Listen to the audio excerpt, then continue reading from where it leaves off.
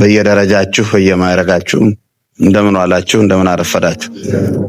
ለዚህ ሰዓት ሰብስቦን ስለ መንግስቱ፣ ስለ ሕጉ፣ ስለ ስራው እንድንነጋገር የፈቀደልን አምላክ ምስጋናችን ይድረሰው። ኑ ትሉኒ ድህሬ ወእሬስየክሙ ትኩኑ መሰግራነ ሰብእ። ይሄ ትልቁ የኛ አርማ ነው። ማቴዎስ 4 ላይ ነው ይሄ ቃል ያለው። ጸሎተ ሐዋርያት ውስጥ ነው ያለው። ይሄ በወንዙ በኩል በገሊላ ባህር በኩል ሲያልፍ አሳቸውን ያጠምዱ የነበሩት ቅዱሳን ሐዋርያት የተጠሩበት ጥሪ ነው። በኋላ ተከተሉኝ፣ ሰው የምታሰግሩ ሰው የምታጠምዱ አደርጋችኋለሁ። ይሄ እስከ ዓለም ፍጻሜ ከእናንተ ጋር ነኝ ያለው አምላክ ይሄ ጥሪ በእኛ ላይም አሁን አለ። ቤተክርስቲያን የምናገለግለው በዚህ ትእዛዝ መሰረት ነው። አልፎ ተርፎ ምንድነው ልዩ ነው። መሰግራነ ሰብእ፣ ሰው የምታጠምዱ ሰው የምታሰግሩ በጎች የምታጠምዱ አደርጋችኋለሁ። ይሄ ትልቅ ጥሪ ነው። ከባድ ጥሪ ነው። አስጠያቂም ነው ይሄ ነገር። እናሳ ባጭሩ ጊዜያችን እንዳንወስድ ሐዋርያት በዚህ ጥሪ መሰረት ተጉዘውበታል፣ ሄደውበታል። እንቅፋት የመታቸውም አሉ። በመሃል ዶሮ ሳይጮህ የተባለ ብዙ ነገር በሰው ሕይወት ውስጥ ይገጥማል። መቼም እንዳማረብን መኖር በጣም ከባድ ነው፣ አይገኝም። እስከ መጨረሻው የሚያምርበት ሰው እግዚአብሔር የባረከው ነው፣ ውጤታማ ይሆናል። እና ይሄ እንዲህ ተጠርተው እንዲህ አገልግለው እንዲህ ተሰይመው ፈተናዎች፣ መከራዎች በውስጣቸው ነበሩ። እና ይህ የኛ ነው እንግዲህ አሁን ወደኛ ተላልፏል፣ እኛ ጋር ደርሷል ይሄ ትእዛዝ። ሰው የምታሰግሩ በቃ ቅድም እንደተባለው አሁን ምንድነው በጣም የሚያም ነገር አለ። ሐዋርያት አንድ ጊዜ ለማስተማር ሄደው ከነሱ ጋር የማይማር የማያውቁት ሰው አገኙና እንደውም ጋኔን ሲያስወጣ ነው የያዙት። ተባርበው ይዘው ወደ ጌታ ይዘውት መጡ እኮ። አያውቁትም፣ ስለማያውቁት ነው። ማናውቀው ምዕመናን የማያውቁት ሰው ሄዶ ሰበከ የሚባል ስለሰማን ነው። በእኛ ለቅሶ ላይ ይሄ ከባድ ተልእኮ ነው፣ ኃይለኛ ተልእኮ ነው። እዛ ውስጥ አሁን ብናስተምራቸው ኖሮ እኛ ጋር አታስተምርም የሚል ምላሽ ሰጪ አካላት ይፈጠሩ ነበረ። ስላላደረግን ነው። ምዕመናኑ ራሳቸው በሐዘን አጽናኝነት በተለያየ መልኩ የነሱ ፈታኝነት በተለያየ መልኩ ነው።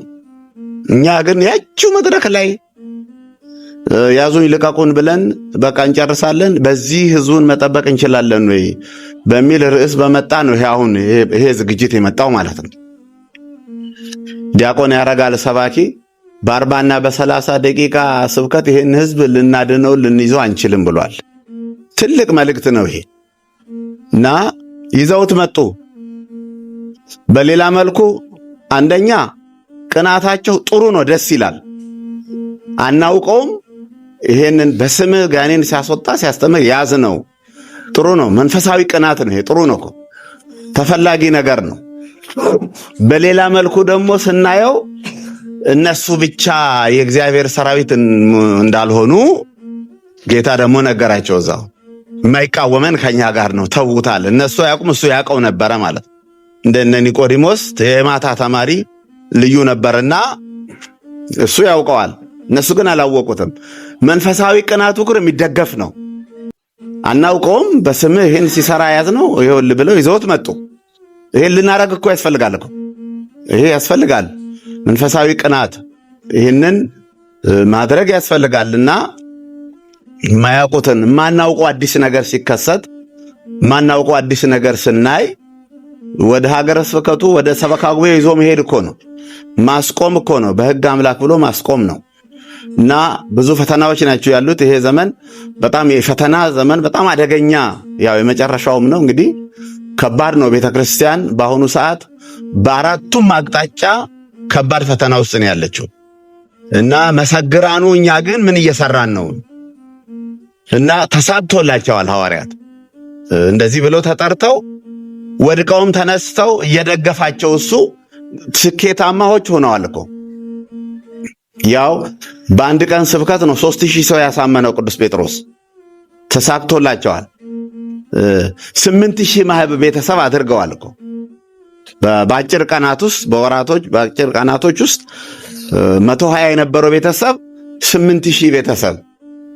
በዚህም ነው እስጢፋኖስ እንግዲህ እኛ ሌላ ስለምንሰራ ዲያቆናቱን እንሹምና በእኛ ሀገር የሚተኩ ይሄን ማህበር ይምሩት ብለው ነበር ሐዋርያት የሾሟቸው።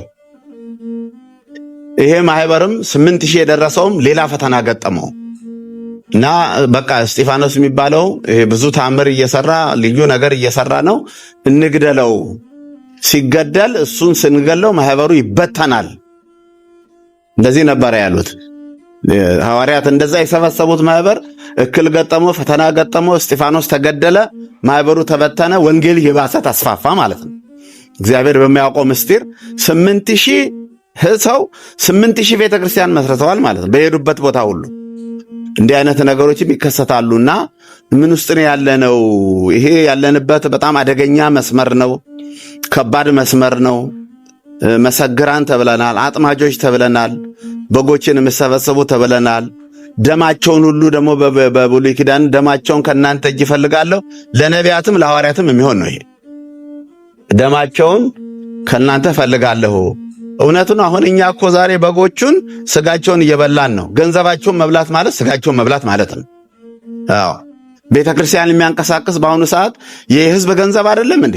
የቤተክርስቲያኒቷን ጉሮሮ የከፈተ እኮ የህዝብ ገንዘብ የሰበካ ጉባኤ አደረጃጀት ነው ይሄንን ሁሉ ያደረገው። እና ይሄን ምን ደረጃ ላይ ነው ያለው? የቱ ጋር ነው የቆምኩት? ኃላፊነቴን ተወጥቻለሁ ወይ? ማስገሩን አስግሬያለሁ ወይ? አስግሬያለሁ ማለት ስንት ሰው አስተምሬ ስንት ሰው መልሻለሁ ነው እኮ። ማስገሩ ገመድ አይደለም፣ ገመዱ አይደለም።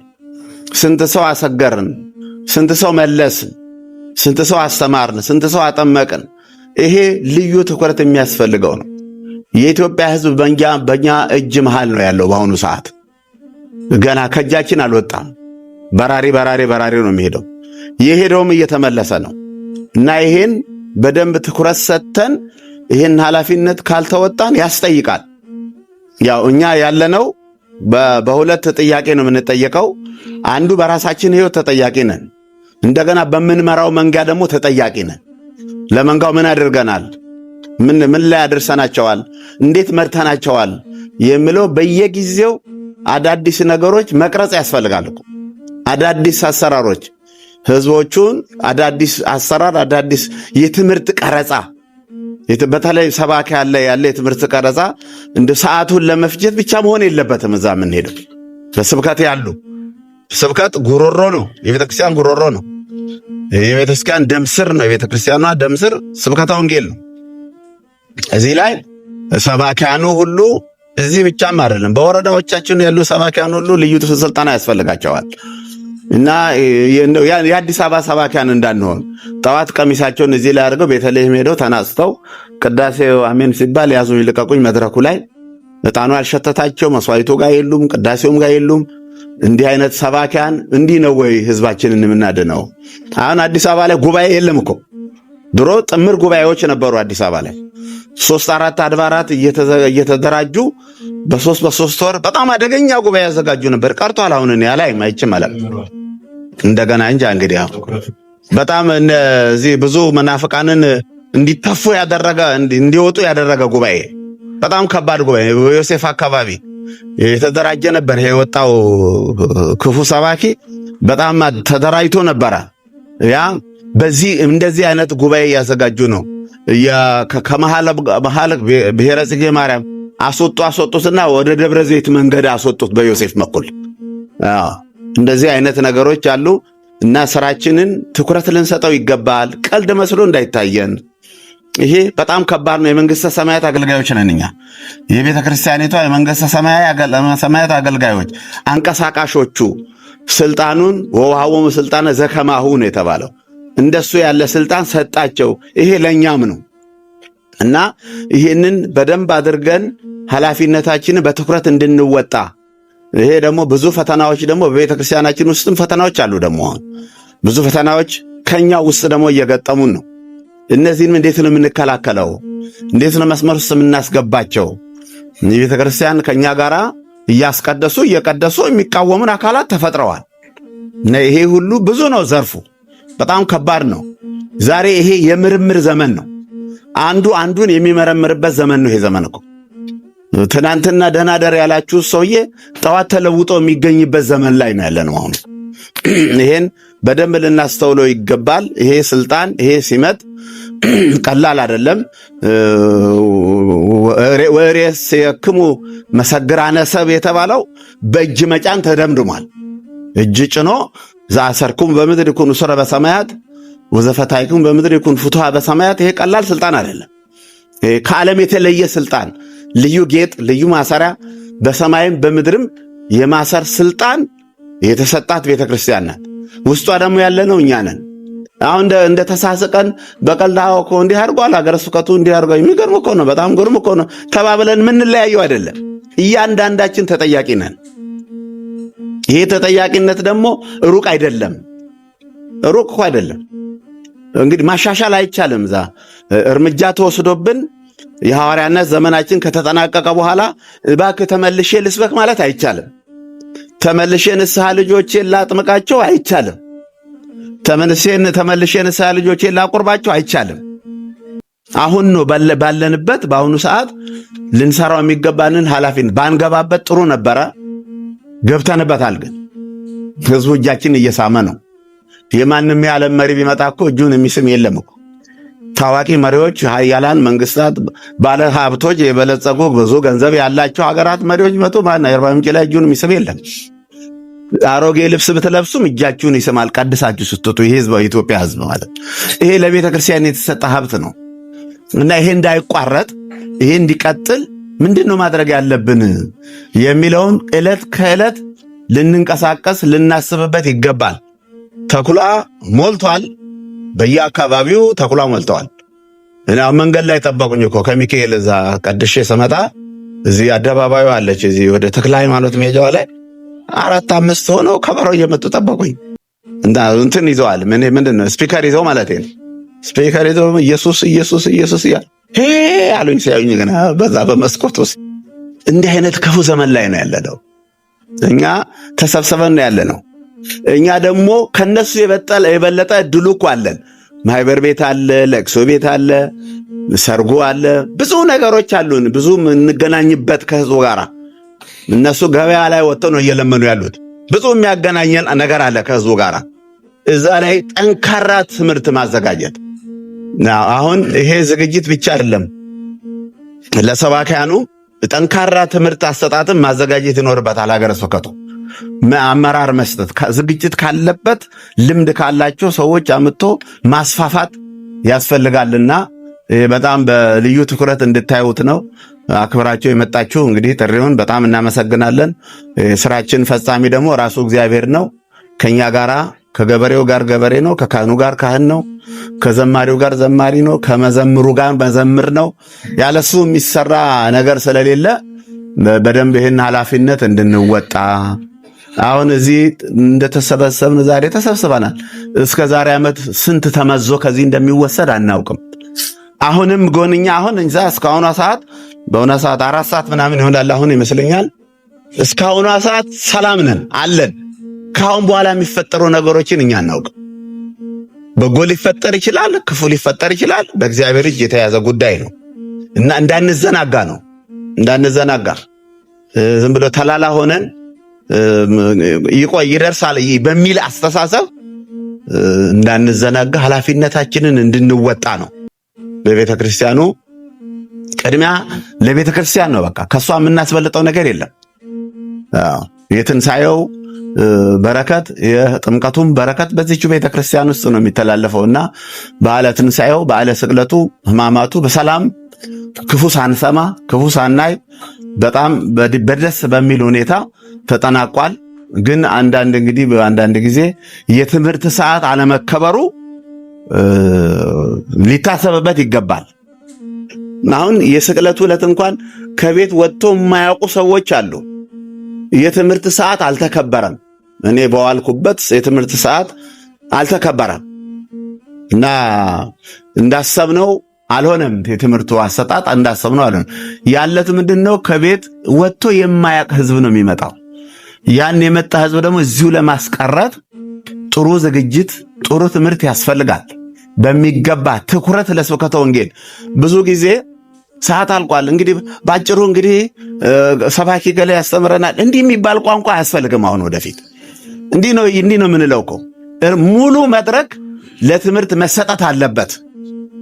ሰባኪው ሙሉ መድረክ ማግኘት አለበት። ሰባኪው ደግሞ ልዩ ዝግጅት ሊኖረው ያስፈልጋል። ነገ ኢዮብ፣ ነገ አብርሃም፣ ይስሐቅ፣ ያዕቆብ ፈርዶባቸዋል። እነሱም የሰባኪያን መለማመጃዎች ናቸው እና በደንብ አንብበን ነው መሄድ ያለብን። አዘጋጅተን ነው። ሰውን የሚያደማ ትምህርት ምንድን ነው የሚል እኮ ያስፈልገናል። የሚያደማ ትምህርትና የማያደማ ትምህርት አለ። ለሰዓት መፍጃ ያው የሥራ ተገኝቷል፣ ስራውን ፈጽሟል ለመባል መሆን የለበትም። መጨነቅ እኮ አለብን እኮ። ጌታ እኮ መጨነቅን አስተምሮናል። ሰባኪ መጨነቅ እንዳለበት ምንድን ነው ያለው? አንዴ በእርሾ ሲያስተምር፣ አንዴ በነጋዴው ሲያስተምር። ይሄ እኮ መጨነቅ እኮ ነው። ሰባኪው መጨነቅ አለበት እኮ። አንዴ በእርሻው ሲያስተምር፣ በተለያዩ ነገሮች ሲያስተምር ሰባኪው ይሄ ህዝብ ምንድን ነው በባህሪው ጭንቀት ባይኖረውም ኢየሱስ ክርስቶስ አምላካችን በባህሪው ጭንቀት ባይኖረውም የአካባቢውን የሰዎች አእምሮ አቀባበል እያሰበ ነበርኩ። ይሄን የሚጠቅሰው እንግዲህ ገበሬው ሊዘራ ወጣ ሲል ገበሬዎች መካከል እንዳለ ነው የሚያሳየው። ስለ ንግድ ሲያወራ ነጋዴዎች አካባቢ እንዳለ ነው የሚያሳየው። ስለ እርሾ ሲያወራ ስለ እርሾ የሚያውቁ ሴቶች መካከል እንዳለ የሚያሳይ ነው ይሄ። እና ሰባኪ የአካባቢውን ሰዎች አእምሮ የመዘነ የመጠነ ተጨንቅ ቅኔ እኮ ነው ማለት ነው። ቅኔ 5 ጸያፎች አሉት።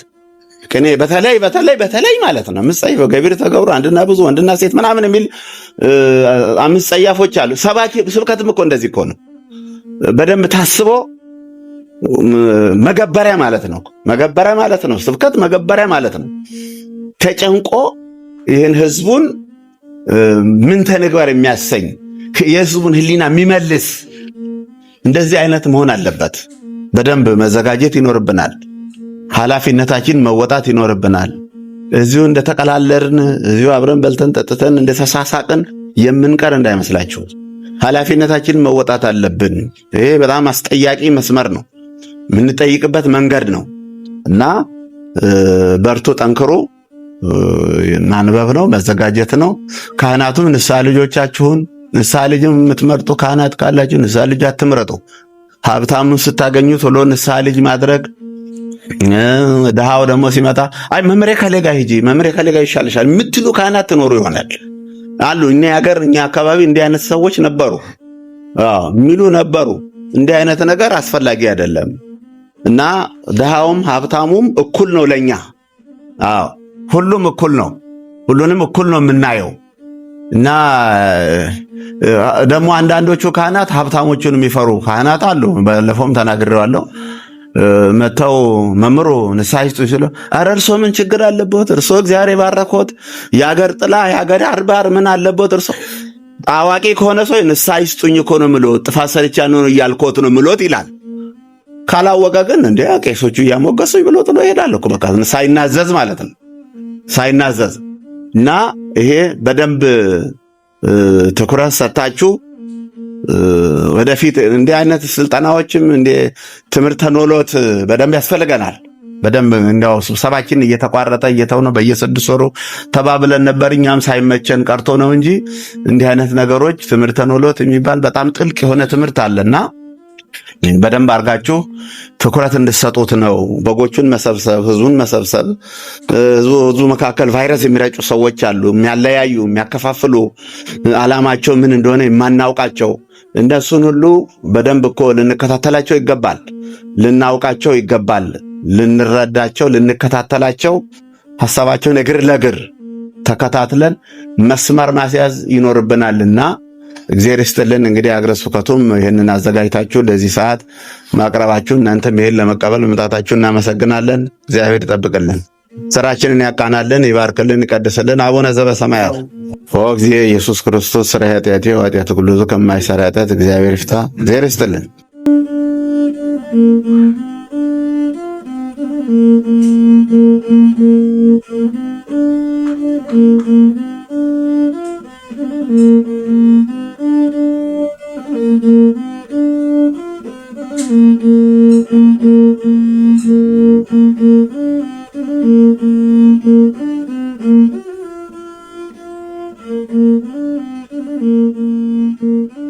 Thank you.